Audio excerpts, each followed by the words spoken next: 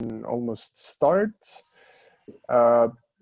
As you probably are seeing, we are recording the meeting, so you should have had a pop-up asking you to confirm that you're okay being recorded. So once again, to all those who arrived, thank you for joining this web meeting of Albanian internet operators. My name is Daniele Arena from Namex, and just a very short introduction about the host, Namex. We're an IXP. We are the IXP of Rome, Italy. We were born in 1995. We have 120 autonomous systems connected. We have 100 gigabits per second peak of traffic. Actually, that was before coronavirus. You can do the maths, and you can see that we turned 25 this year. So we're organizing a big annual event, which due to whatever is happening around us is going to be virtual. It's going to be on the 18th of June. But since it's going to be virtual, you can attend from wherever you are. Just check our website and see there for news and registrations. So why are we doing why did we organize this Albanian Internet Operators web meeting? Well, we've been involved with the Albanian community since a few years. We've sponsored several events and BGP trainings. We have been promoting the ANIX Internet Exchange, the Albanian Neutral Internet Exchange, and we are maintaining its infrastructure. So if you want to join or have anything to do with ANIX, you can contact us. And since we're mostly all in lockdown, we wanted to try out a web meeting and see how the situation is in Albania. So this is the agenda.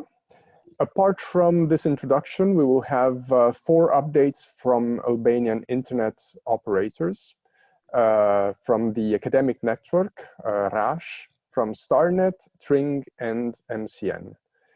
And then there will be 3 presentations, one from Internet Society, one from RIPE-NCC, and one from PCH. If time allows, there's a short slot at the end for questions and input from the audience. So before we start, little slide on the interactions in this meeting. If you want, you can change your Zoom name to your name and company. If you want, you can say hi in the chat and tell us where you're locked down, if you're still locked down. Please keep your microphone muted when others speak. As I said, and as you probably noticed, this meeting is being recorded, so you can turn on your video, but don't do anything strange, otherwise people might notice. During the talks, you can ask questions in the chat. I will read them, and I will propose them to the speakers, and if there's time, they will be, the speakers will be able to answer at the end of the talk. We have organized a few polls, and you will see they should pop up on your screen. The polls are anonymous, not that there's a lot of private information in there, so don't worry about participating, and the results will be given live as soon as the poll ends. As I said, at the end, if time allows, there's a slot for participants to ask questions. And you will be able to ask to speak by raising your hand, which is a possibility that, that Zoom gives us. So we organized this meeting at the time of COVID-19 to try and understand what the situation is in Albania. But obviously, let me give you a very short update on what the situation is in Italy. So the graphs you see are from the 4 major ISPs in Italy: Mix in Milan, Namex in Rome, Topics in Turin, and V6 in Padova.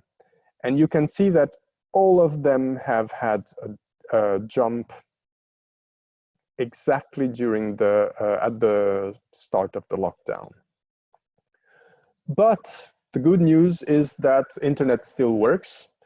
That even though traffic increased in our case by around 40%, this is due to the usual reasons: people working from home, people taking school classes from home, or gaming or watching movies. There have been a few saturation problems at the edge for access providers or at the core with the cloud, but it didn't impact too much the performance. And the EU also agreed with the OTTs to downgrade the performance a bit, which helped.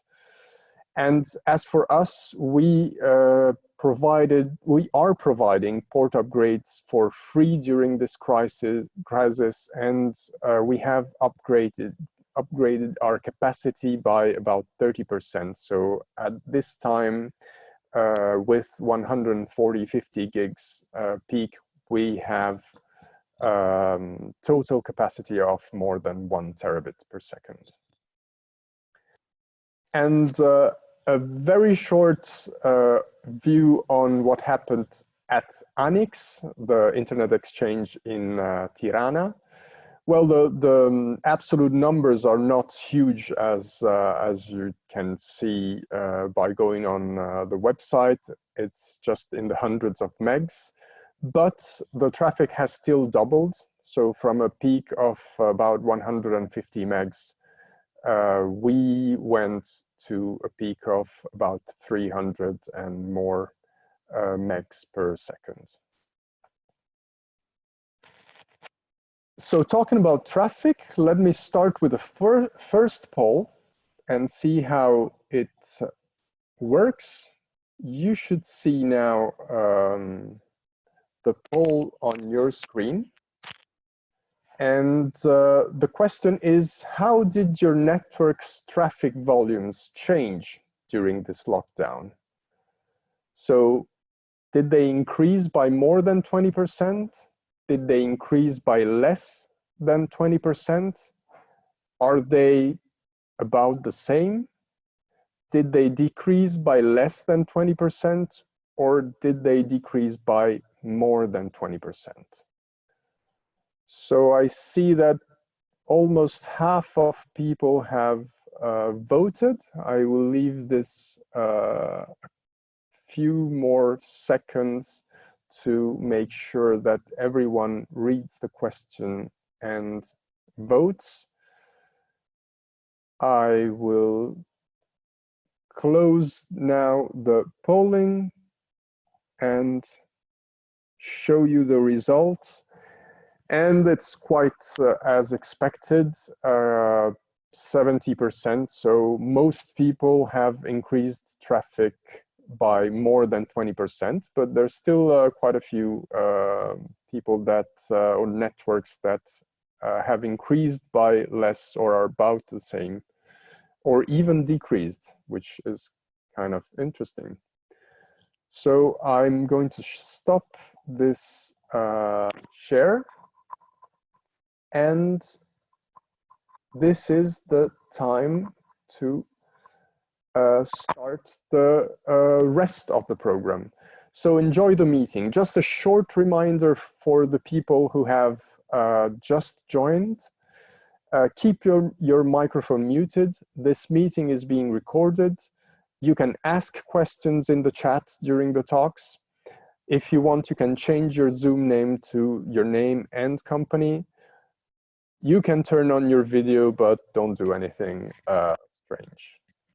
So let's go now with the actual interesting content and go with the updates from Albanian internet operators. And let me stop sharing and give the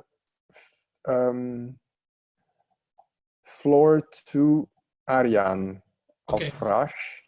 Now, Arjan, you can share. Yes.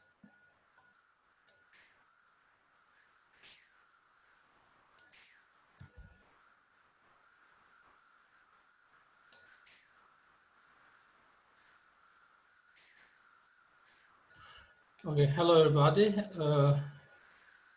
Here's the presentation of RASH. As Daniel starts to tell at first, is a meeting for ISPs, but not only. We are actually not ISP, but the Albanian RAN. What means that we are the National Education and Research Network, member of JONT, which is the Pan-European Research and Education Network from 2012, and is the biggest network in Europe for education and research, which connect all countries with over 50 million users. With few words, our story, we start up, or not we start up, but RASH start up 2007 with agreement through Albanian and Italian government. And 2009 is the decision of Council of Ministers to create a inter-university center for services for three biggest university in Tirana, Polytechnic, Tirana University, and Agra University. But actually, the implementation of the project started up in 2011 through the sign of the contract RASH and Cinega, his time consortium with Kaspur, who is out of the pleasure to meet Daniele and Maurizio in this time. And we start up, so to tell, 9 years ago. 2016, RASH built his own network and is connected to JONT network. 2017, through a new agreement of all rectors for public university as the Ministry of Education, RASH have been recognized as an interinstitutional center, what means that we are an autonomous centrum as all public, all universities. And this is proclaimed through the decision of Council of Ministers number 88 2 years ago in February 2018. What is the structure of RASH? RASH have a general assembly who are all the rectors, but mostly they govern the strategic part of common services, which are YouGov, university governance, e-learning, libraries, etc. Common services for all public university. And the other two general structures are the Board of Governance and the Director General. Board of Governance is 50-50, member of university and member of other entities. At all the at RASH are three departments, software development and services department. We are kind of society with the modern in-house service, so it means that we develop all the services in-house, also the software development, infrastructure and network department, and the department of project and administrations. RASH is actively in different research projects, Horizon 2020, IPA projects at the CEI, Central Initiative for Europe, etc. And we are one of the four biggest winner by public entities in a research project. After by Horizon 2020, after Medicine University, EPOCA, and Polytechnic, I think. What are the services which we offer momentarily? We have our own network. We connect all the university building in Tirana, over 45 buildings. with our own optical dark fiber. Also the Ministry of Education, Agency of Research and Education, different agencies, and the Academy of Science. But also the building of Medicine University, different building of Medicine University inside of Mother Teresa Hospital Center. We are our own data center. Hosting the capacity of this is about 20 racks, and we host actually the annex infrastructure. Other software application, we offer all software application for university management, as I before told, university governance, e-learning, testing, libraries, etc., but also national platforms. What are, for example, Albania, what is the platform for university admission for students, teacher portal for source for Albania, which is the admission to pre-university school system, research portal, also training portal, etc. But in the meantime, we have also implemented different zone services as EduRoam, which is the education roaming, what means that all students from abroad or our students can go and can use the network infrastructure of all Europe with the credential of RASH, EduGain, EduVPN, etc. Few words what we do during the COVID time. Start up the initiative of European Commission up to university ecosystem, which means that they wanted to use one common infrastructure for all universities for e-learning, video conferencing, visual laboratories, different cloud services, and also sharing files, etc. Going in this initiative, we start up and we build in a few weeks our own platform, Visual University, which offer this service in e-learning through open source Moodle, EduMeet and vMeet, which are video conferencing platforms, virtual laboratory through Swarm, and library through EBSCO services. In these 4 or 5 weeks of COVID time, we have offered different training services online. For example, training for the usage of virtual university platform, anti-plagiarism platform with this in connection with other company with to test the research work for the students or doctoral students, and also training with EBSCO in common for digital libraries. Here is a schema of RASH network traffic during the COVID period. We have small growth through our services in the connectivity, which we have used in the last time.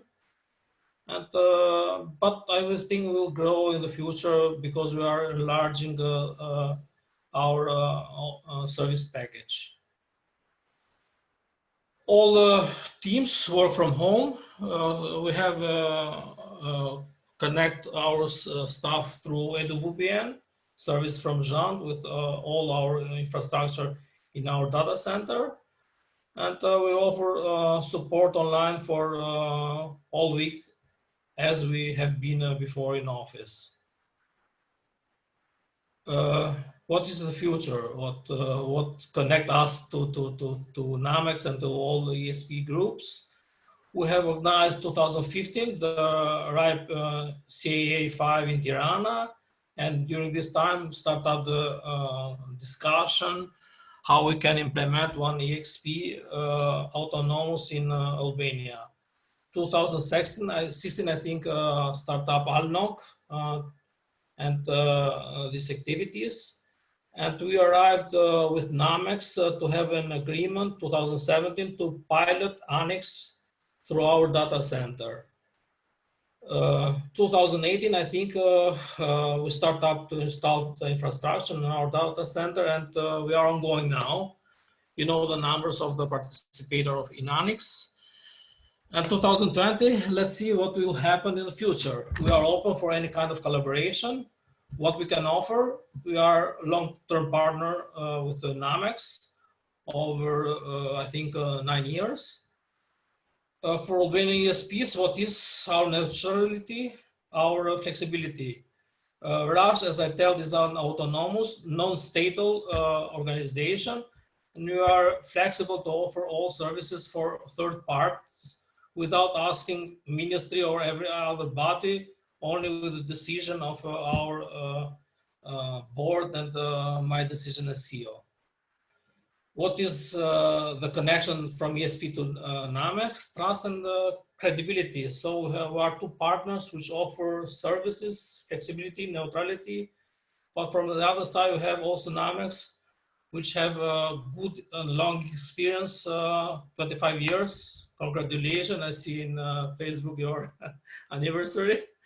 And we are happy to help and to collaborate with all ESP partners in Albania in future. What we can offer, our international connection, not only Namex, but we have good connection to Joint, to European Open Science Cloud, Praise Project, EONIS, Groningen Network, etc. We have ongoing plans to offer services also for private entities, starting with private university, but also for companies. We are developing software for companies. What are our certificate? Excellent services, in-house development team, autonomy, flexibility, and I. Thank you for your hearing me, and I hope to give enough information about our entities and our activities, mostly in our COVID time. Thank you. Thank you, Arjan. I didn't see any question in the chat. We are running anyway a little bit late, so I would leave the questions for later. Let me just go straight to the next person who will be presented, which is Dritan from Starnet. Dritan, you should be able to present now, and you should unmute also.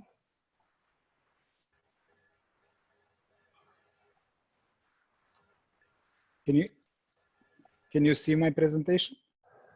We can see your screen, actually, not your full screen presentation, but that's fine, I guess. Don't worry.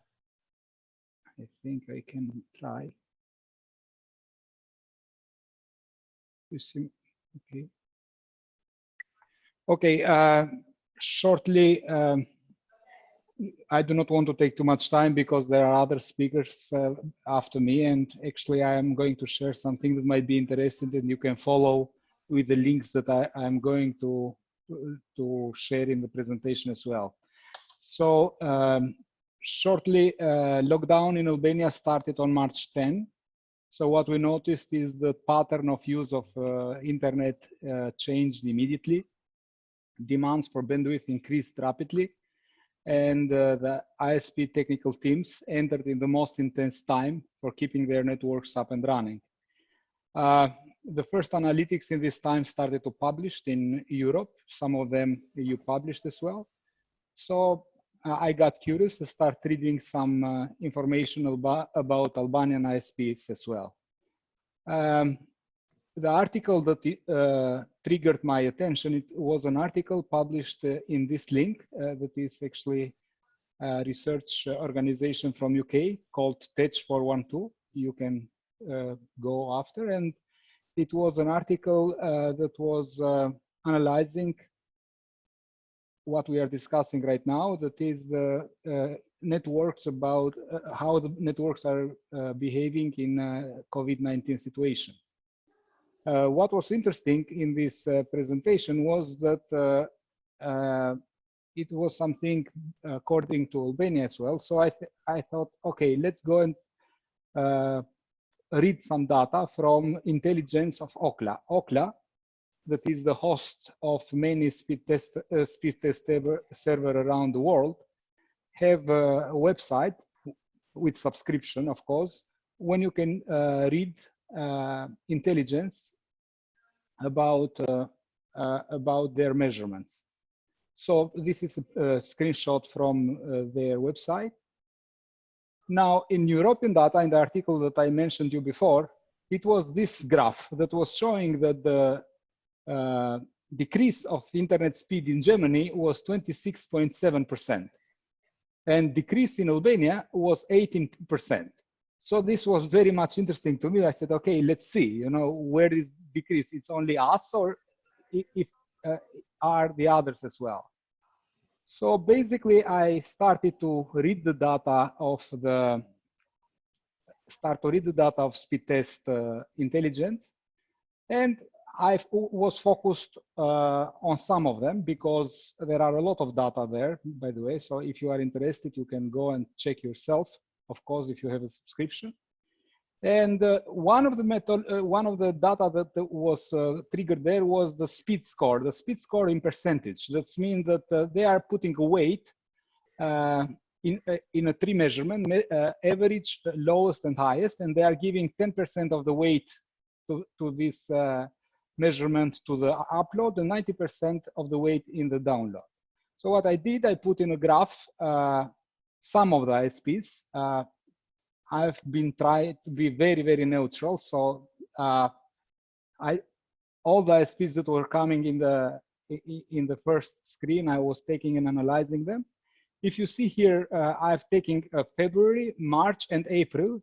By the way, February and March are full month, while April is still ongoing. So don't take the full measurement. But if you see, for every ISP, there are 3 bars, and the bar of February, it's for almost all ISPs, is higher than the other ISPs. Since this is recorded, you can go and analyze this, or if you want, you can write me, and I can send you the raw data on Excel for what I have, and you can manipulate yourself and see everything you want. I'm not going to stop here to analyze any of those bars. You'll just see that there is a decrease. Another argument, some arguments that I was reading and mentioned even in the article that I mentioned in the beginning, is that increase of data. And of course, we saw from the pool that we have an increase of data. Usage of time span of the users. Now users have more time to use internet because they are all locked down. Increase of the number of users. I must say that there have been a lot of ISPs that have had new installation during this time, and increase of users at home. So the idea is that at home there are usually more people now, because normally there are parents and there are kids that are using, but now everyone is at home, so everyone is using internet. And two that are most important and maybe can get our attention is that in Albania, and actually if you see in all the region, and this map that I'm putting on the slide is for real, we have no cloud infrastructure at all. And actually we have very, very little national traffic exchange between ISP operators, and Daniele showed it in his graph. Then it was another measurement that in the graphs there that are showing the consistency. What they are measuring with the consistency, and what is the methodology? For the fixed operator, there was taking a threshold of speed between 25 megabit in download and 3 megabit in upload, while for mobile, the threshold is 5 megabit in download and 1 megabit in upload. And they are taking all the speeds that are done in the speed test server, seeing how many % of the customers are exceeding this threshold speed. You can see from the same ISPs that the consistency graph have, for most of the ISPs, have decreased. And there are some that have been increased, by the way, but it should be a reason behind that. Still, it is in percentage. So even those that are increased increased with very, very low percentage. But again, we don't have time to comment the graphs now, so they will be available, so you can see by yourself or contact me to send the raw data for those graphs. Another hint that we should read those data is that big operators like Altelecom and Upcom have extensively more speed test measurement than other ISPs. So really much more than anyone else. As a result, the graphs are based on the samples, not all the measurements. So the speed test is taking samples, not the total of the measurements, and they should have some algorithm for doing that. And another factor is that the big operators represent most of the national geographic coverage. As a result, their data are more significant. So when we read those graphs, we don't have to get over optimistic for some ISPs, but we should really be grounded to see the. This is another graph that is very important because it's measure the performance based on speed count. And here you can see the number of the measurement done by the big ISPs like Upcom and Altelecom. So for Upcom, there are about 50,000 measurements. And for Altelecom, there are about 70,000 measurements, much more than any other ISP, including the other that are following in the size of those two big ISPs. The final graph is this one that actually it's a little bit heavy, but it's very well explained. This graph is measuring 3 parameters: latency, download speed, and upload speed for all the ISPs that I have included in all the graphs. And for 3 months, like February, March, and April, there are 3 bars that, as I said, is latency, download, and upload. And as you see, almost all ISPs have increased latency. That shows that our networks are kind of congested.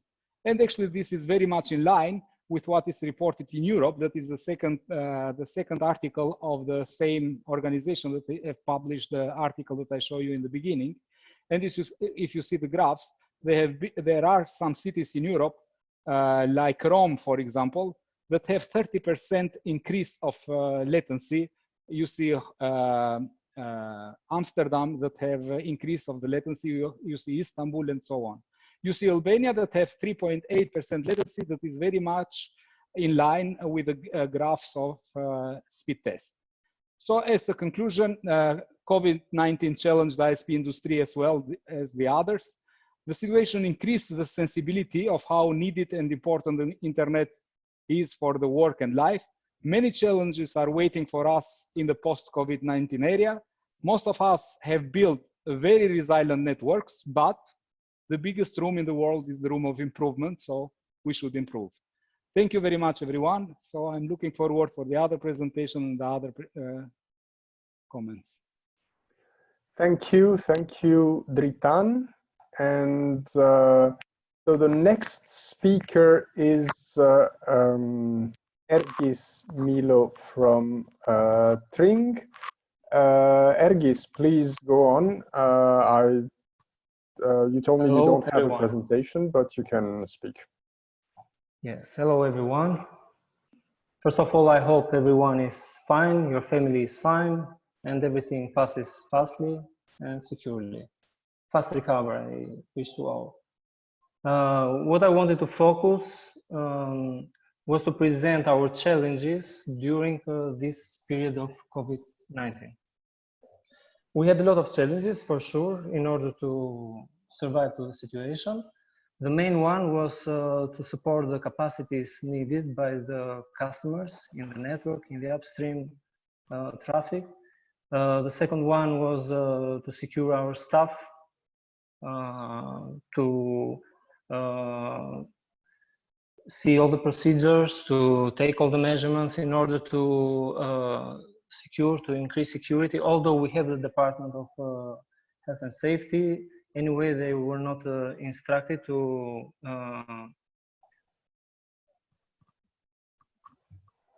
to handle this kind of situation. Then the third challenge was, of course, to manage the assets and the stock of materials during this period.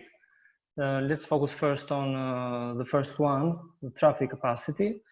As we've seen the figures and the patterns of the traffic during this from March to the April, we have noticed one increase of approximately 30% in traffic utilization. If we divide those, Netflix had an increase of 100%. Let's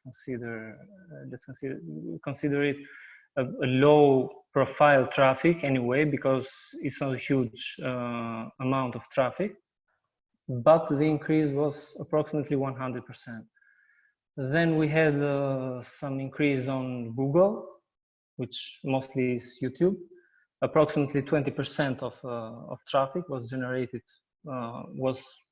increased from Google. Approximately 25 up to 30% from Facebook.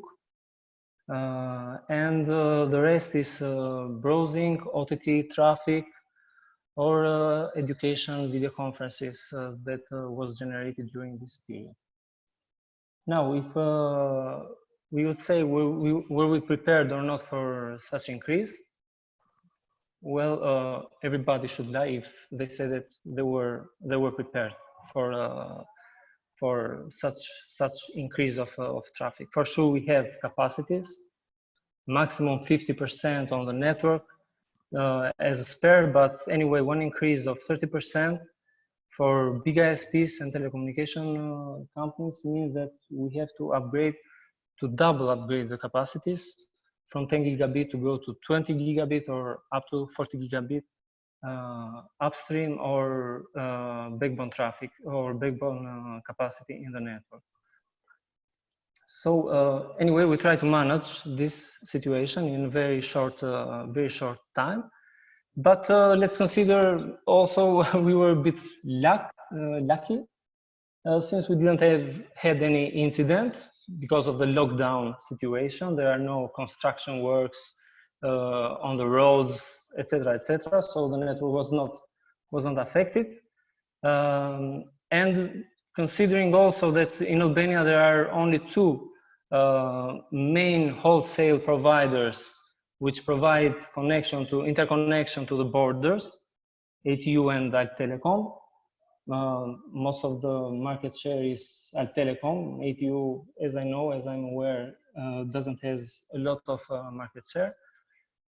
During this period, they didn't face any issue, at least. Because if we consider one uplink of their network should have any problem, all the internet, all the IP transit in Albania, as I'm aware of, should be impacted for at least 48 hours, for at least. What critical applications have been used during this period of time? Well, for sure, education, online education. Online education, video conferencing. So everybody is working from home. On all our companies, as we are discussing right now, all the meetings are done online.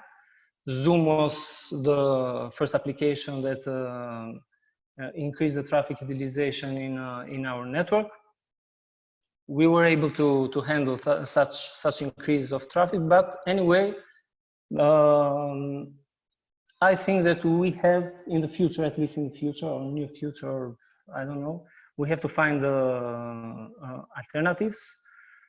We as operators to offer such services, video conferences to our subscribers, to the community, to the government, and I think even the government took some lessons now that online meetings, online jobs should all the companies and even the government should invest in such direction, not only for critical situations as we are now during the lockdown, but also during the normal situation.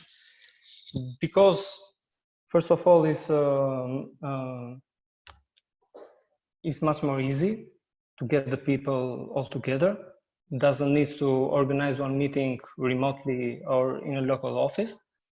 And you can finish in 10 minutes, in 15 minutes, everything. And it's much more easy to even to share documents, etc., etc. Even in education, there are spaces where the government can invest, and where the operators can invest in order to improve the online education. For sure, for my opinion, shouldn't be the prior, the first option. The first option is to be physical at school, for sure. But the online education, it's something that we have to focus in the future. So regarding traffic, this was traffic increase and capacities. This was one of our challenges. As I said, we were able to handle this capacity. If I reply maybe to, since we are in this subject, if I reply to Dritan as well, maybe the figures for sure, since he took from Okla, I fully agree with him that should be accurate. Maybe the reason is because of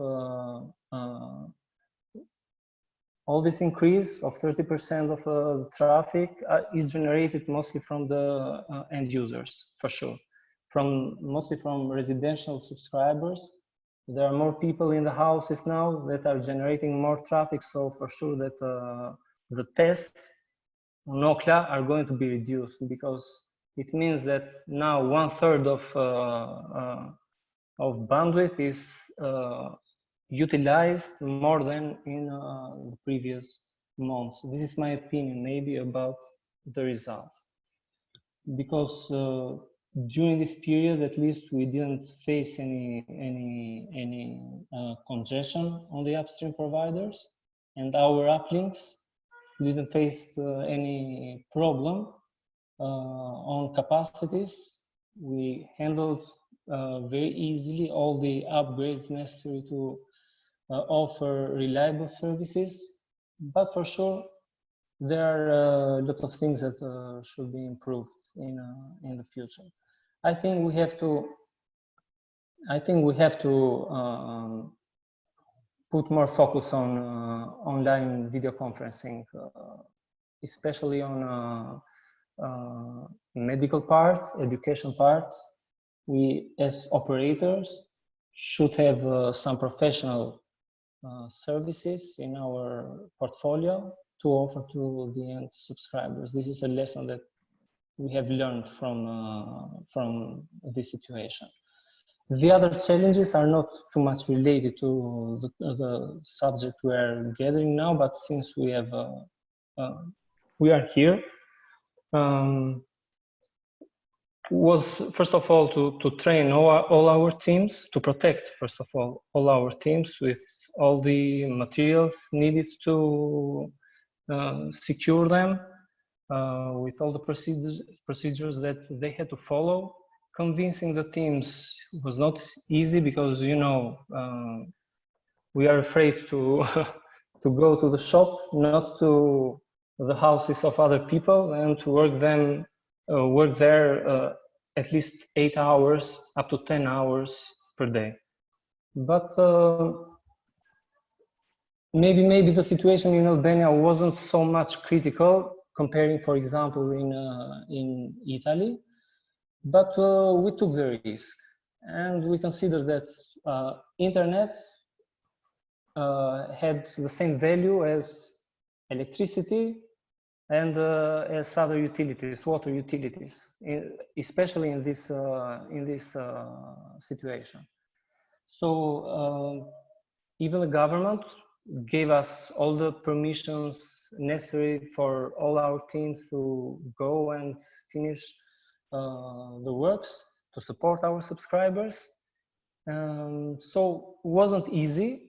The first 2 weeks were struggling with police, for example, etc., etc., up to the moment that everything was established, all the procedures were established, and all the permissions were approved by the government. but this is a really tough challenge for us. And the third one was stock. Since all the companies that are selling equipment here in Albania are supplied from China, and the transport was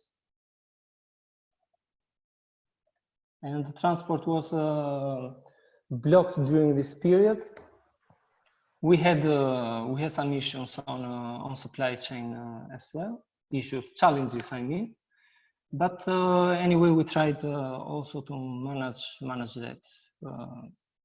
There are a lot of things to be learned from these issues and challenges that we had, and we will try to improve the things and our processes in the upcoming months. But it was really a test for telecommunication companies. It wasn't so much easy to handle this situation. We had to respond back to the subscribers. We couldn't affect the SLA, but at the same time to guarantee to the staff to go safely at the end of the day, to go safely at home. Most of the staff, administrative staff, engineering staff, was working remotely through VPN support, but the technicians, field technicians, for sure, they didn't, to be honest, they didn't had any change on their daily process. Or to say, the installation teams were more overloaded because this period, for sure, every ISP had an increase on demands for installations. So that's it, Daniela. Okay. I've explained all the challenges we had during this time. Thank you, Ergis, and thank you for sharing your experience with us. And let me go to the last update from Albanian ISP, and it's Endri from MCN. You have the floor. Yes, hello, Daniele. Thank you for the invitation. I will be very brief, in the contrary to my predecessors, so we won't lose too much time. Sorry for the presentation, I couldn't prepare one, but essentially, I would say that MCN didn't suffer a lot. We had a calm period, around 15 to 17% in increase in the traffic, probably because we serve some big consuming traffic consumers in the businesses, which are closed right now. So we had some increase in the customer family base, but on the other side, a little bit of call centers and the government also, which are our customers, are not consuming. Also, a few banks which we have as customers for internal data, not for internet going outside, has not been open for at least the first 2 weeks, I would say, from 15 March to end of March. So we didn't have their consuming traffic from our bandwidth, essentially. We had an increase in the Zoom use, but at least few companies that we serve, we have been providing them with another video conferencing solution, and we are planning to host Zoom servers in our company inside in order to lower as much as possible the consume from that point of view. For the rest, everything has been calm. I think you know that we've been, most of the businesses have been in lockdown, but ISPs have been opened. So it is a little bit curious just to mention, we have the shop open, but no customers coming, since most of the people have not been traveling at least up to 10 of April. So the costs are quite the same. I'm not saying increased, but in terms of revenues, we have some decrease, around 10–12% in March and April. That has been most of the situation. I can't complain. I mean, from what we thought at the beginning of March when we started the lockdown, we previewed a much more nefast scenario, but at the end is going to pass over, so it's okay. It's not so bad. Also, from the point of view of loss of people, we thought at the beginning it would be much heavier, looking at Italy, I'm sorry for what you have been passing there, but it has been almost inexistent, very few little numbers. So I would say at the end, it seems good. Let's hope this period will pass without too much trouble. Thank you. Okay, thank you. Maybe you can answer the question that Gaël asked to everyone in the chat, which is how many international transit providers are there in Albania? I would say essentially two. There are Altelecom and ATU. They have their own fiber optic network going through almost all of the exit points from Albania. There are some other companies like Tring or Upcom which have their own contracts, but essentially, in point of view of fiber optics, we would say only two, Altelecom and ATU. Okay.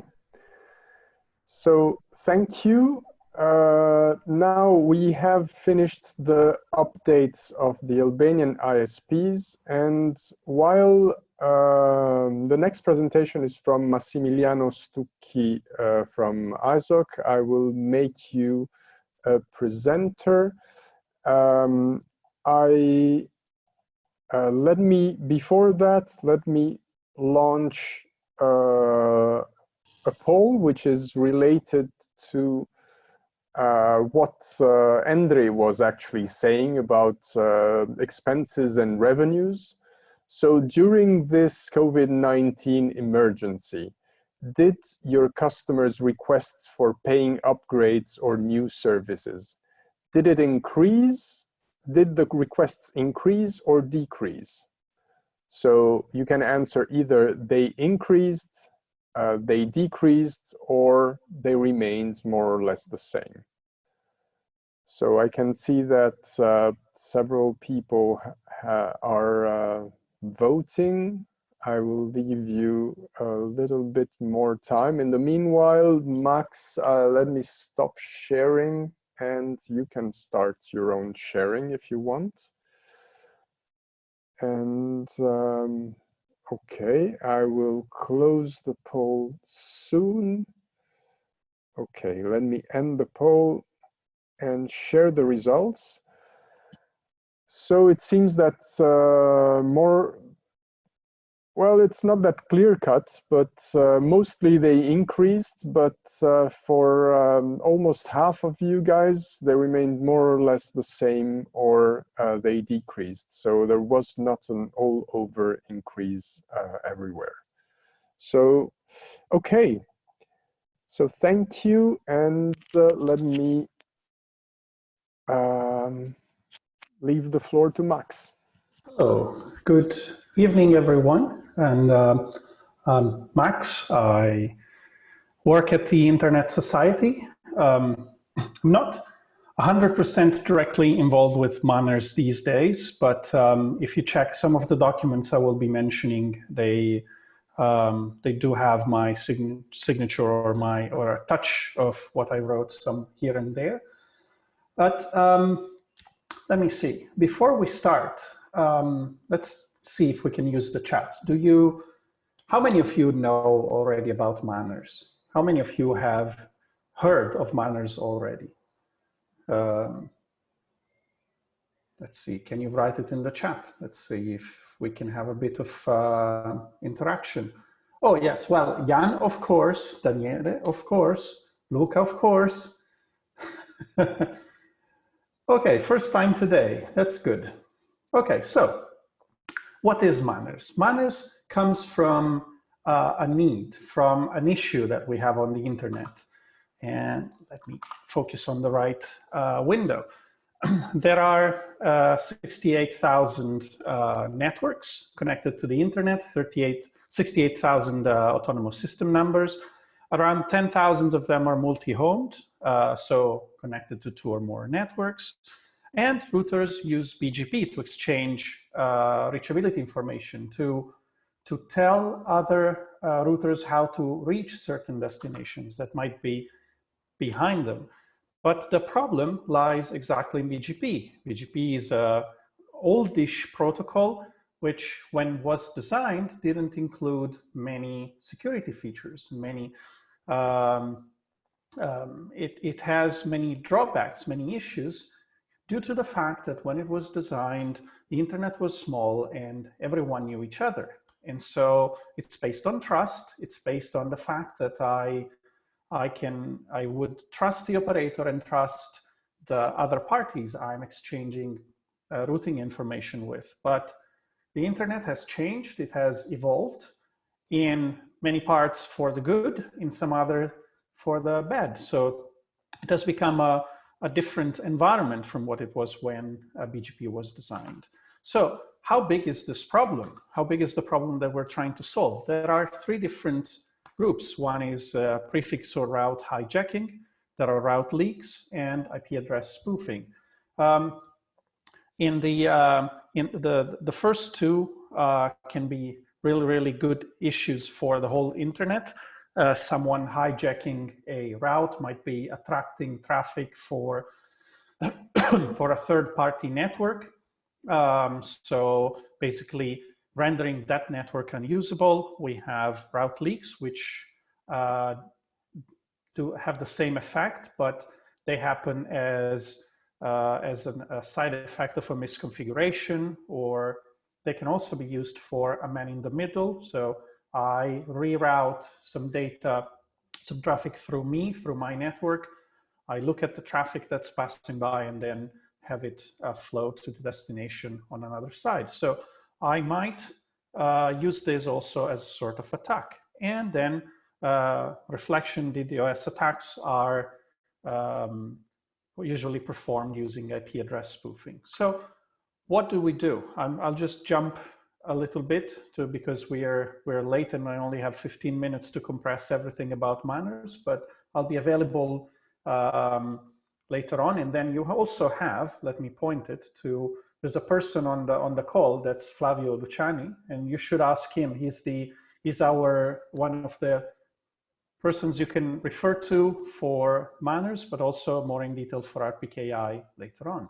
So I have route hijacks and leaks. Basically, I have a legitimate network that wants to get to Google, but at one point gets redirected and ends up getting its traffic redirected through a different network that's not supposed to be in the path. So there are ways that we have to identify these attacks. There are ways that we have to mitigate them. As of now, we don't really have a way to fix them. And we might get into discussion later on about this. So these issues happen all the time. And it involves a large number of networks. It involves a large number of entities. And as you can see, only last year, there were almost 14,000 total incidents. So 10% of all the autonomous systems on the internet were affected. And this is something that we need to work on, that we need to fix. And how do we do it?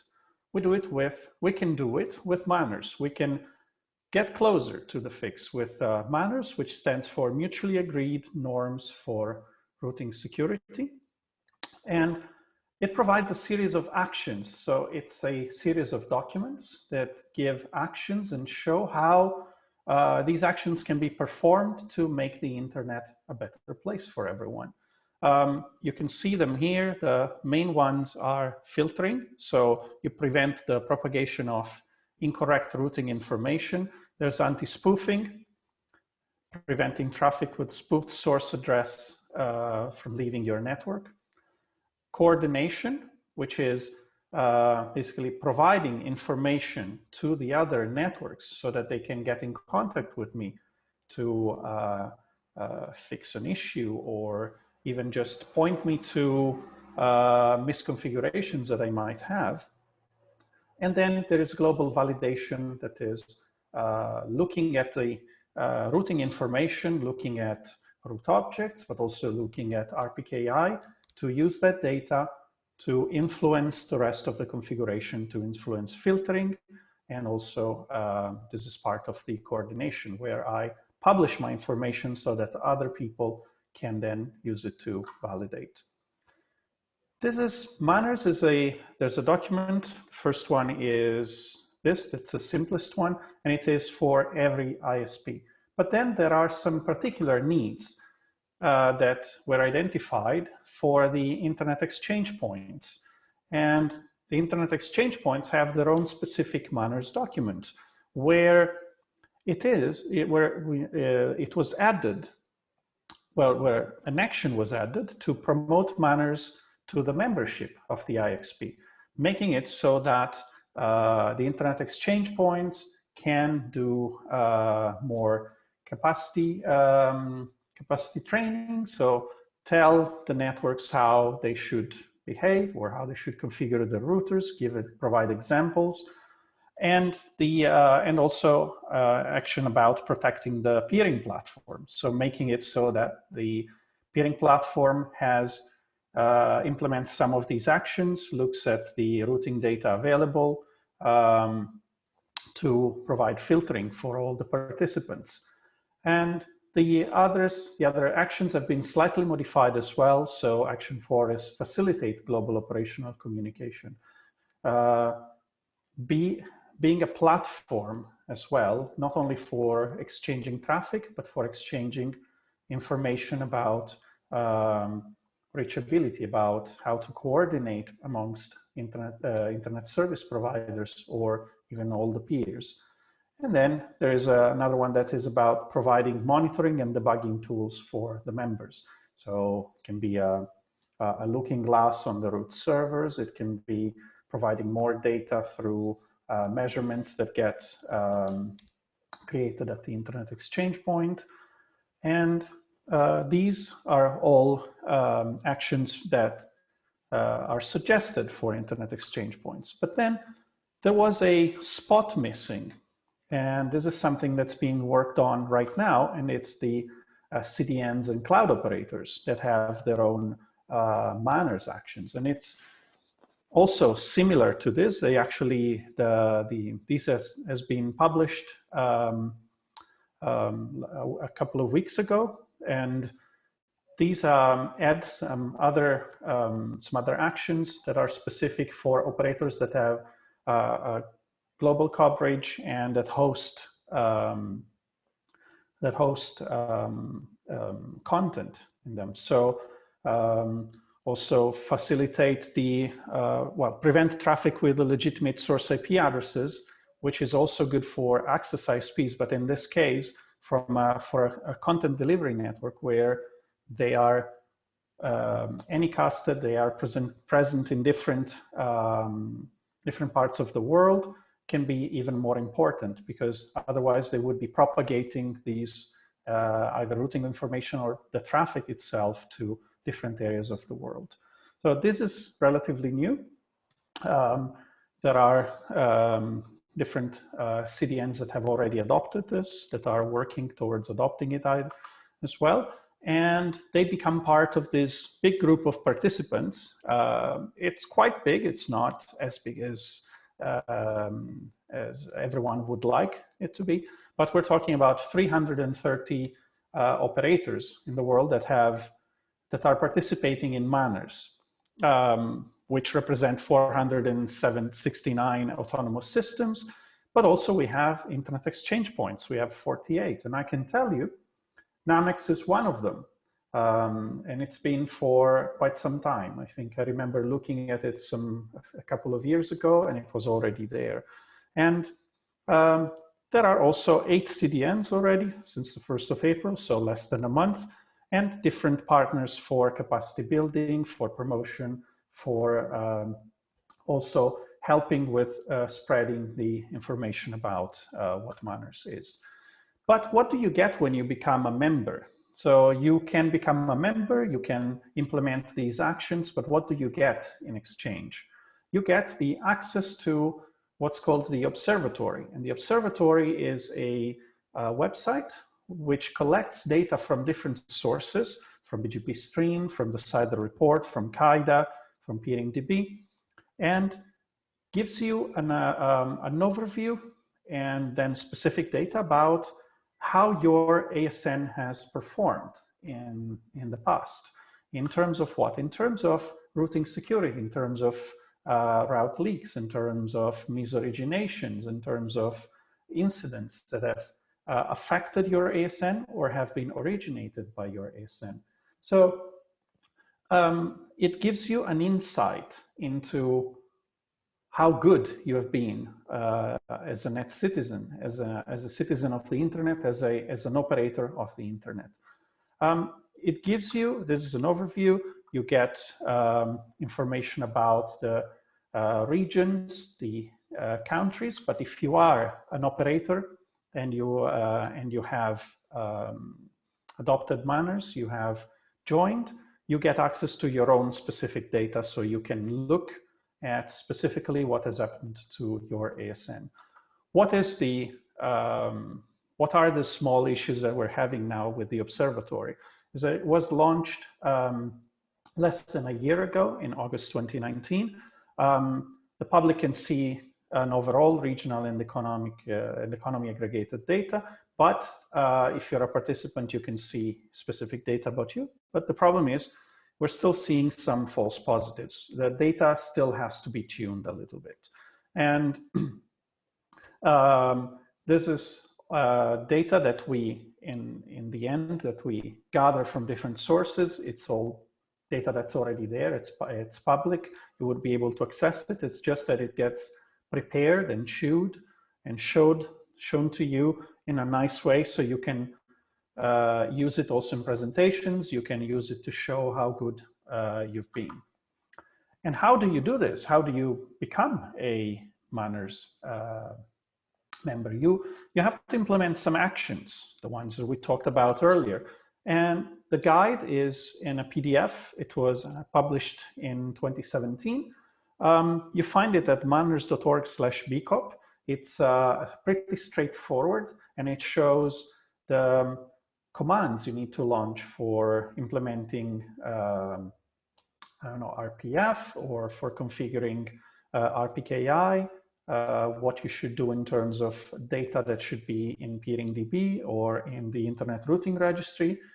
And so it guides you through all the steps needed to create all these objects.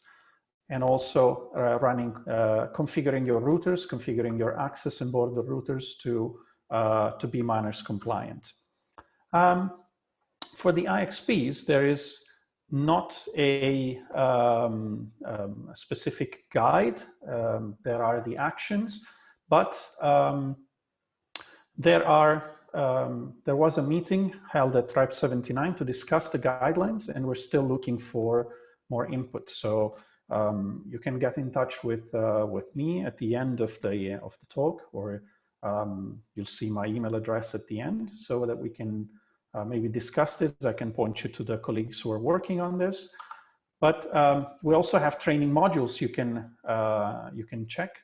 You can use to study at manners.org/tutorials. There are 6 modules for the different parts of the different actions can be performed, and it's a walkthrough tutorial with a lab associated to it, where you can try implementing manners in a small ISP, and you learn by doing, by looking at the examples that are provided here. So what are all these manners? We discussed actions, but what is the heart of it all is the community. Everyone benefits from improved routing security.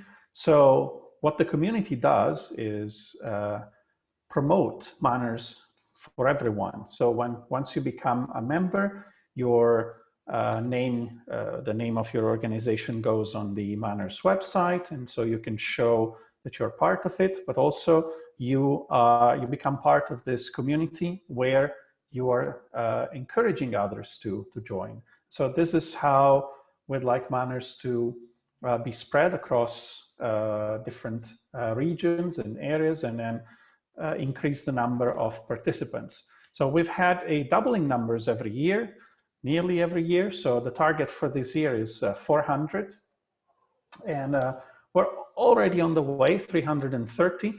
But then another thing that we're working on is having champions. So ambassadors, people who are on the field and can bring their expertise to help other operators. If you're interested in becoming an ambassador, get in touch with me, and I can put you also in touch with the person who's in charge of the program. Although, as you can imagine, this is being affected by the global situation. There has been more and more visibility about manners because as more operators start implementing it, and as the community grows, of course, there is more and more talk about it, especially with the recent developments with RPKI, with the increase in importance from routing security. So there is an increased, how do you say, not only knowledge, but there's an increased, well, the words fail to. Anyway, there are more and more people wanting to become getting interested in manners and wanting to apply for it. So you can visit manners.org, and with that you can get involved in the community, you can join Manners, and from there start benefiting from making the internet a better place for everyone. And then I guess, do we have time for any question? I didn't see any on not a lot. I didn't see any question in the chat, apart from Flavio. It's good to see the number of networks is increasing in Manners. So thanks a lot, Max. And without further ado, I mean, while I will make Petrit co-host so you can share, but so you should be able now to share your screen. In the meanwhile, I'll launch another poll, which is about the resilience of the network, so in part related to manners. So do you think that the internet in Albania withstand the increase in traffic, or have there been malfunctions, for example, backbone or access link saturations? So you can say that the network held well and all services worked, or that the network held well, but there have been overload issues on services, that there have been issues on the network, but all in all, it held out, or that there have been many problems on the network. So I don't see a lot of you answering this. Maybe you are uncertain about how the network held. Obviously, not all of you are in Albania, so I guess that if you're not in Albania, you can't really answer. Okay, I will leave this just a few more seconds, and so that we can go to the presentation. Okay, so more or less, people think that the network held well. Someone thought that there have been issues, but more or less that it held well. Not a lot of people responded, though. So I will leave the floor to Petrit. Just a request to Petrit and also to Gaël later. We are a bit late, so if you can squeeze a little bit your presentation, that would be good. Thanks a lot. Thank you, Daniela. Thank you for the invitation. I'll try my best to be really quick. So my name is Petrit Hasani. I work for the RIPE NCC, and it's great to be part of the Albanian network community again. And so today I'll be presenting a bit for internet measurements during the COVID-19. My presentation is based on a couple of articles presented on RIPE Labs, which is a platform that the RIPE NCC provides for network operators and experts to share their work and their analysis. There is a whole section on COVID-19. I can say that what we noticed during this period is the great operator collaboration. There was a lot of people who were supporting each other during this period by telling not to cut people off or sharing contact details or information on how they did it during the COVID-19 situation. We're sharing information of how to organize online events as well as virtual hackathons. A lot of measurements were done and shared during this in the RIPE labs, and I'll be showing a couple of them, but you can go yourself and view a lot more after. So measuring network stability. To measure network stability, we use the RIPE information service, the RIPE routing information service, which collects routing data, BGP routing data from several RIS collectors over the world. And it takes a snapshot of the routing data every 8 hours. And we've been doing that for about 15 years now. So for 15 years, every 8 hours, we collect a snapshot of the BGP routing data. So that helps you to visualize what are the changes happening over time. And what we expected to see during the COVID situation, considering that a lot of people are on lockdown, we expected to see less maintenance because people cannot access data centers any longer. So fewer changes in BGP. What we actually see here, as if you can see the graph, it starts from 2019 until the end of March. The numbers pretty much look the same. There is no visible change in BGP changes. And if we see this graph, which shows all changes one by one, so added prefixes, removed prefixes, or origin changes, they look pretty stable mainly. So we can say that there is a normal change pattern. There's not much change. It's stable BGP activity, and there are the periodic dips on Saturdays and Sundays. You can view the full article on this on the RIPE Labs if you're interested. After that, I'm going to show a bit on measuring network delays. And to measure network delays, we are using the RIPE Atlas. RIPE Atlas are small probes which you can install in your network and do measurements towards other networks or from other networks to your own network. And these measurements were done during the Internet Health Hackathon, but by Romain Fontug, I cannot pronounce it correctly, sorry. And it shows delays between major operators in each country. And what it does, I measured a couple of them. It shows how the measurements are looking a month before lockdown, how the measurements are looking during the lockdown, and a month later. So we took some measurements from Alp Telecom because it was the first on the list. No.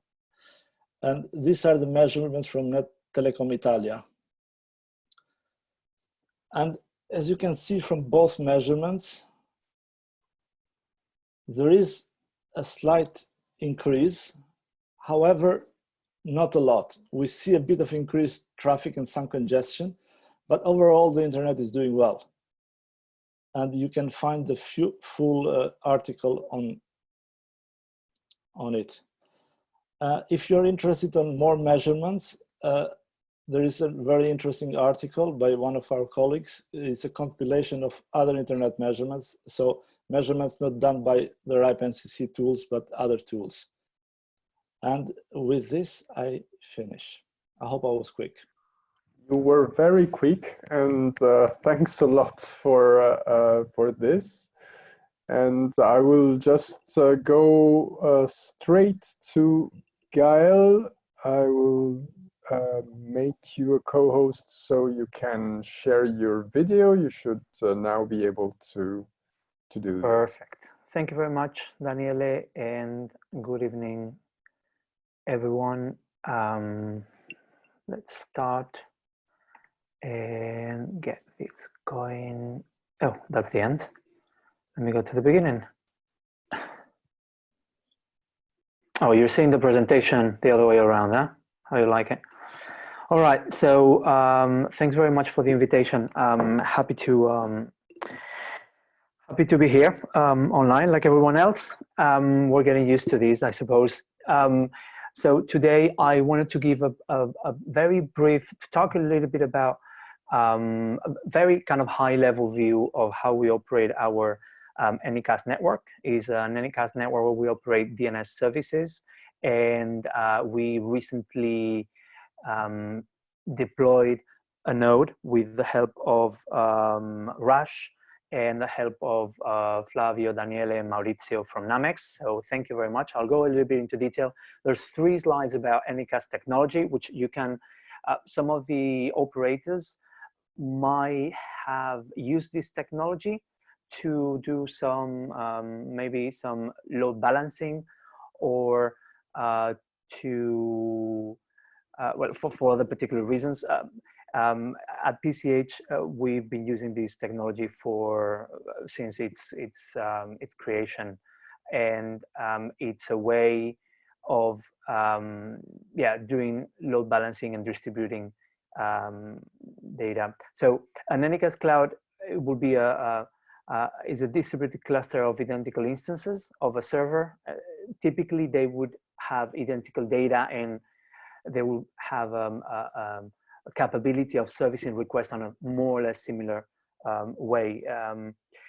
Each one has a regular, unique, globally routable IP address for management purposes, but they also share an IP address, and is BGP, as we've seen, you know, the sort of the global routing that is able to direct the request or the query to the instance that is closest to the user that has generated. So if we have a little diagram, that's how it would look like. We have a client on the left.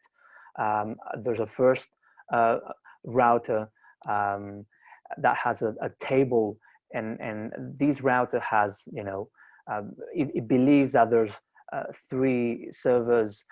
They're in different locations. They're accessible through different paths. So we will have a route like this.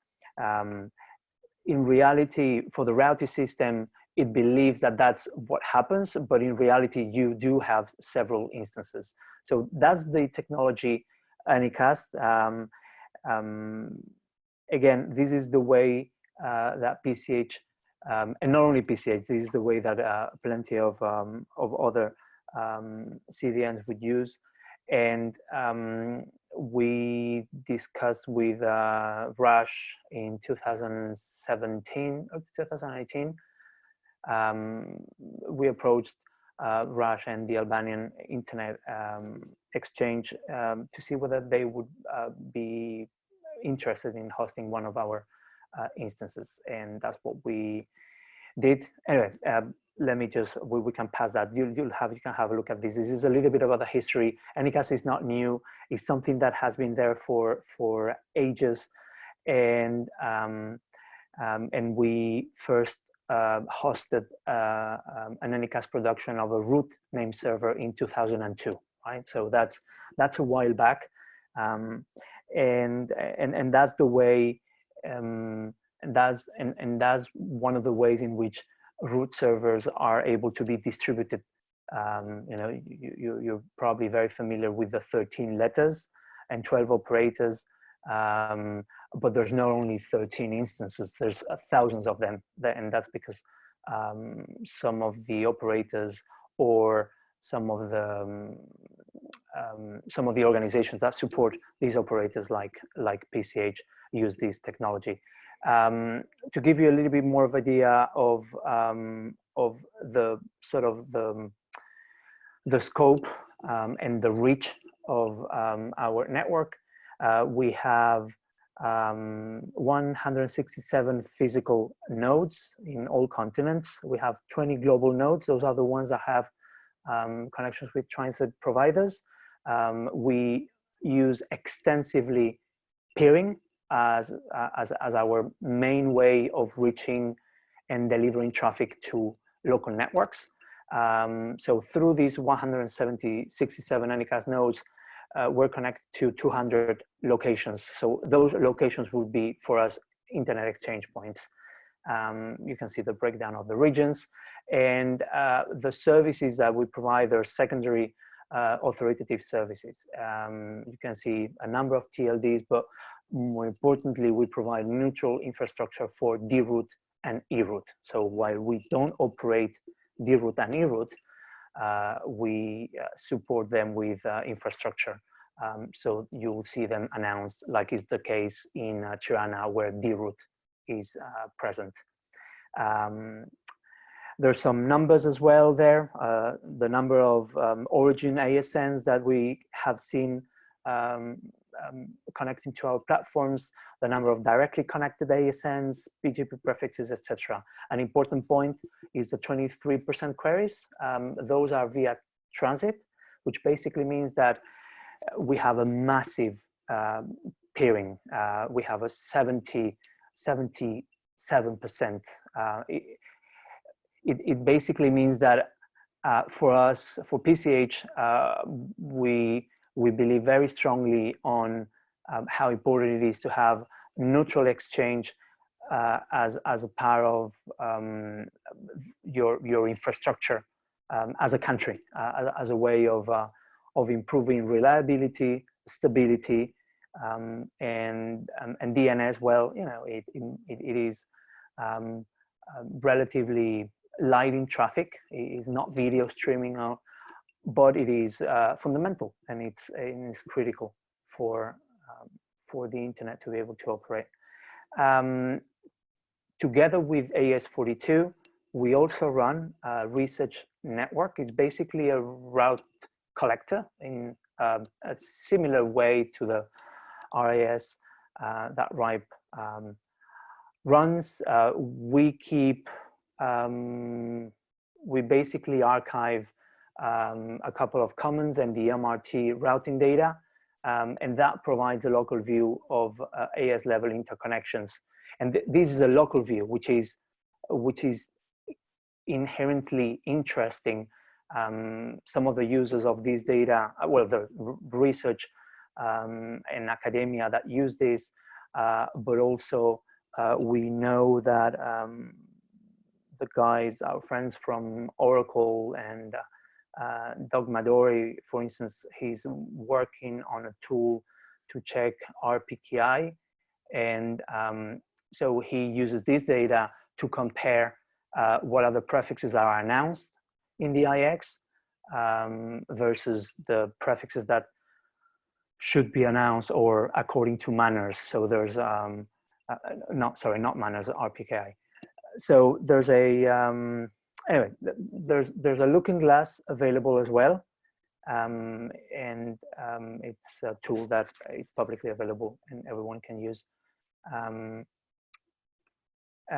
So I wanted to give very quick a snapshot of how it looks a day at PCH Anycast network. You'll notice that the curve that generally applies on a day is not very strong here, and that's somehow because we serve all continents. So although you can see a little bit of a sort of a typical kind of European centric curve, because you know you see the night at the beginning and the end a little bit, but you can hardly really see it. You can see that the majority of queries by protocol come via UDP. There's a very minimal percentage via TCP. And what's interesting is that the V6 queries are probably now they're 90%. That these specific is graph is from maybe a year, maybe a bit more. I couldn't get the same data again, but I'm sure that that on the graph on the bottom, the V6 queries have increased, and it would be actually great to do a little bit of a follow-up here. Interestingly as well, I wanted to discuss or to show the importance of peering and delivering directly to the networks connected at exchanges. You can see On the top graph, this is the rest of the this is global nodes versus rest of the nodes. And you can see that our aim here is to increase the light blue as much as possible so that we can decentralize and the traffic can be, let's say, delivered directly as quick as possible to the service providers that request the data. And finally, you can see on the bottom, these are the DNS queries by region. So you can see that we are, ARIN, RIPE, and APNIC, so Europe, North America, Canada, and Asia Pacific. Our breadth of peering is quite good, whereas in LACNIC and AFRINIC, it has improved over time, but we still have challenges to deliver traffic as direct as possible. So this is a combination of issues. Regarding our node, or the node that you guys have in Tirana and that is serving you, the discussions were initiated in December 2017. It took us a little bit of time to agree. Well, most of the time it was probably on preparing the node and clearing up our queue of deployment. So finally, in November 2019, we got it shipped, configured and shipped. It was installed at the academic network by the Namex team in January 2020. And now a few weeks ago, time flies though, while you're in lockdown, but a few weeks ago, we did connect it to the route server, and we started announcing TLDs and deroute. And finally, just like, I think this is like 3 weeks ago, Quad 9, the recursive resolver 9.9.9 was made operational. And you can see a little bit of a jump. So I took a screenshot of our MRTGs and the DNS traffic. So you can see a little bit of, you're starting to see a little bit of the typical daily and weekly curve profiles with, sort of a peak and a minimum during the night on the first graph. You can start to see a weekly versus weekend pattern that starts to become visible with, I put a sort of a round circle on the weekends. Just typically weekends, the traffic drops a little bit in comparison to the weekday.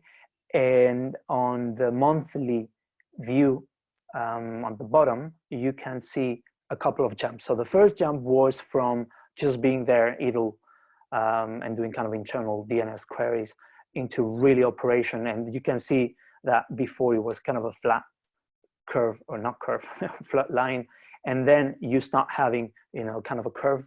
And then the second one, which was between weekend 13 and 14, it's the week where Quad 9 becomes operational, and you can see again another jump on utilization. So while here again the sort of the queries per second, the numbers are relatively low, and that's normal. It's a small exchange which is just starting, and that's the way things start.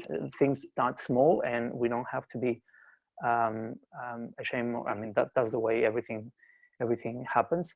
We can start seeing some of these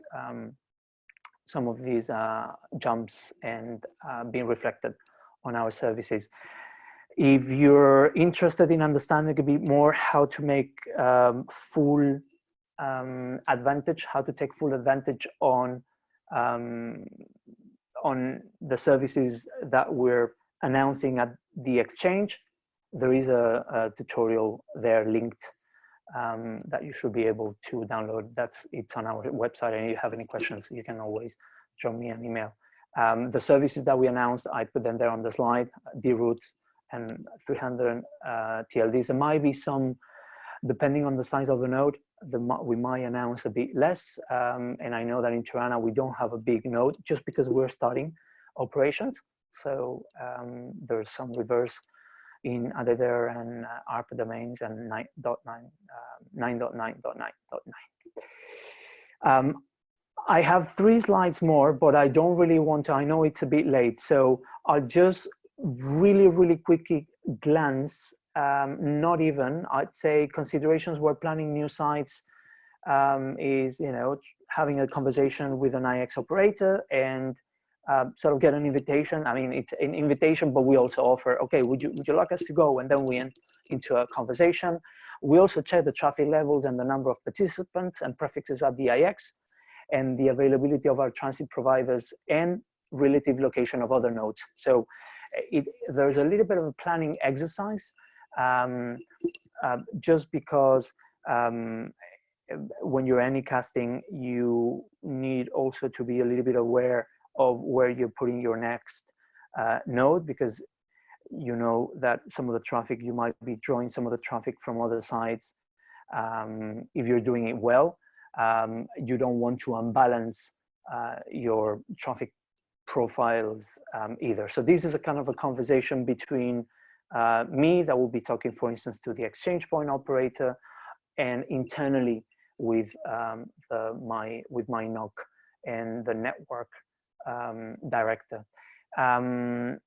Delivering content in some regions is challenging because the interconnection market in emerging economies is less developed. So there's less neutral points, for instance, where you can connect.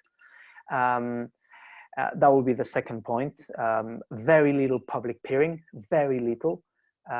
And sometimes large networks won't be peering at small exchanges at all, which adds complexity when you're thinking of having a stable and reliable internet.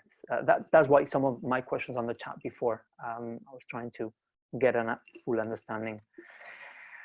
In terms of operations, very quickly, we run dedicated virtual machines for the root servers and for the TLDs and monitoring services. We're trying to separate them.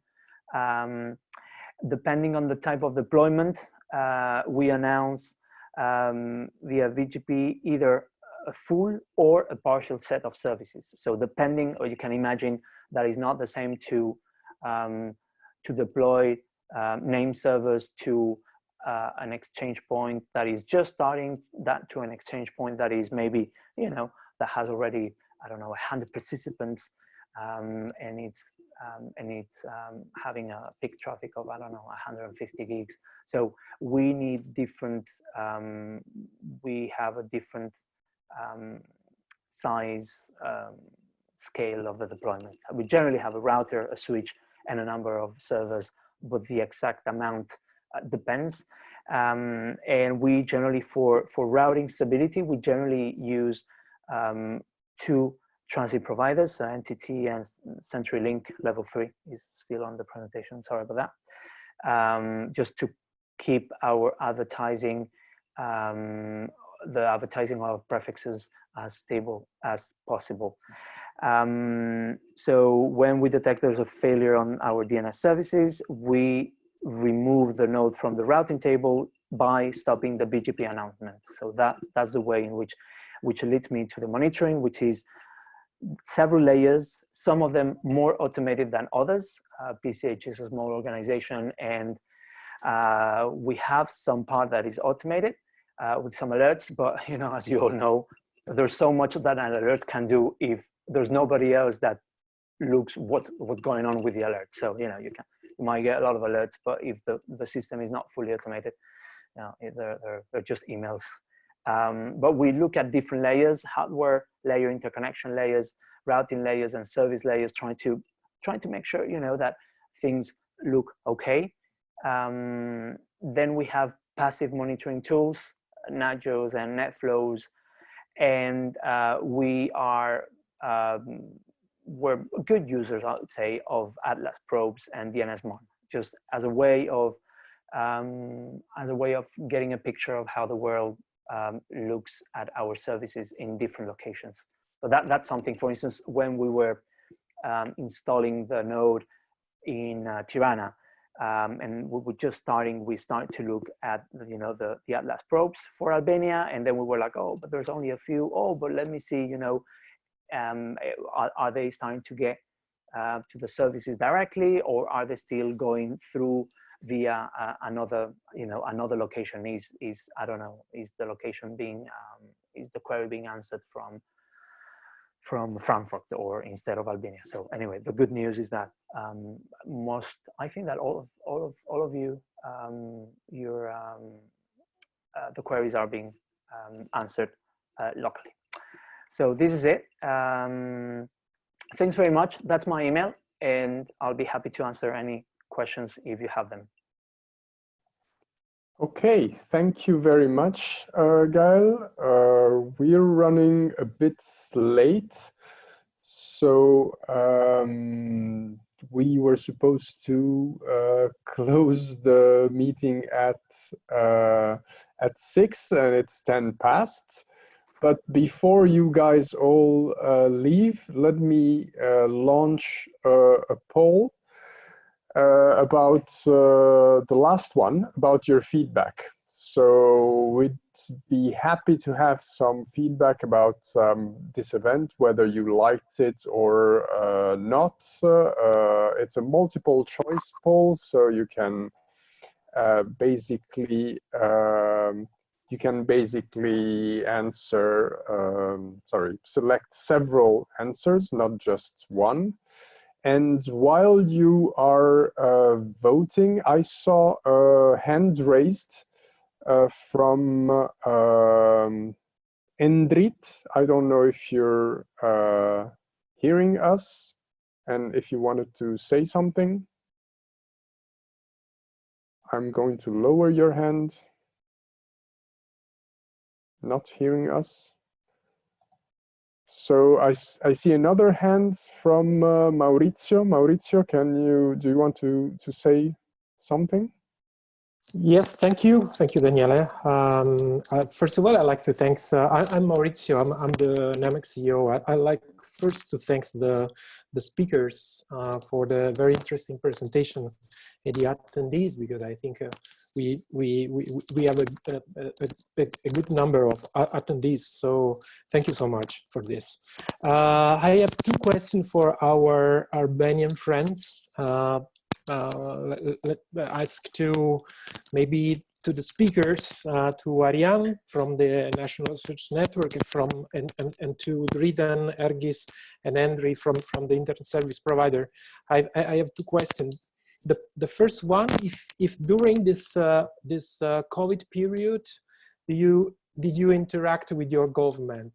If your government called you, I don't know, ask something about the network performance, or if nothing happens as it happens in other country, for example. That was the first question. I don't know if there is anybody that want to answer this. I don't know. Arjan, for example, I don't know if he's still here. Ergis is here. Okay. As I'm aware, Maurizio, no, we didn't get any contact from institutions, government institutions related to the telecommunication for any statistic or any information regarding the performance. No, just routine reports that we upload to their portal, quarterly based, something like this. But no, we didn't get any requests from the government. Did I heard it well? Government. Yes. Yeah. Okay. And I have the other question also for you is that did you see any difference between the city part of Albania and the country? There was a different behavior, or I don't know, maybe between which ones? I didn't hear country well. And city side. In the people that connect from the city, that I suppose is better connected than the country, experience different urban and rural areas. Yes, you mean? Yes. Sorry for my English. Yes. No, not a problem. Well, I'm talking about our network. We use pretty the same technology, even in urban areas, even in rural areas.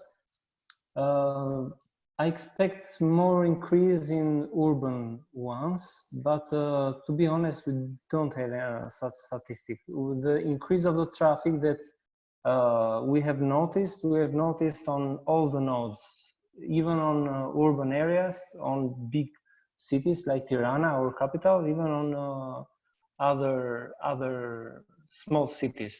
I'm comparing, for example, Elbasan with Tirana. Is the same increase, 20 up to 30%. But okay, maybe some small margins could be different. Mostly in urban areas in Tirana, but not a big difference, noticeable one, you know. I may say something here, since Starnet is focused more in rural and underserved areas. Actually, the underserved areas as well and rural areas have been very highly demanded as well. And we must say that in those areas, usually internet is sometimes the only way to interact, you know. So we have some areas serving in some areas that even the mobile phones are not having good coverage. And you may imagine the increase of bandwidth, mainly for communication, not only for use of internet, but for communication like we are doing right now for Skype calls or messenger calls have been very highly demanded. So it has been a uniform increase everywhere, actually. Okay. So that's what I want to say. And students attend the class from home in Albania during this period, or? Yes, most of the schools have been adopted on some online learning. As far as I know, having kids at home, they've been the challenge of use of the platform. So that's why I say in my presentation that sensitivity of use of internet and tools of education and doing business through the internet is going to be very high, thanks to COVID. So there is something to thank COVID, by the way. Yeah, I agree. Yes. Thank you so much. Thank you. Okay, so if we don't have any other questions, I would like to thank, first of all of you for being here and staying here until 6:15. I would like to thank very much all the speakers who have been here. And I will hope that we can meet again in the future, definitely online, but hopefully also in person in Tirana. Please check the NAMEX website. We will have the meeting in June, and since it's going to be an online meeting, you can all attend. So thanks a lot. Thank you, and Daniele. Thank you. Bye, and thank you, everyone else. Evening for who's in Europe, and a good afternoon, I guess, for whoever's in the US. Thank you. Bye bye. Bye bye. Bye. Bye bye. Bye. Bye. Thank you. Bye bye. Thank you. Thank you. Bye.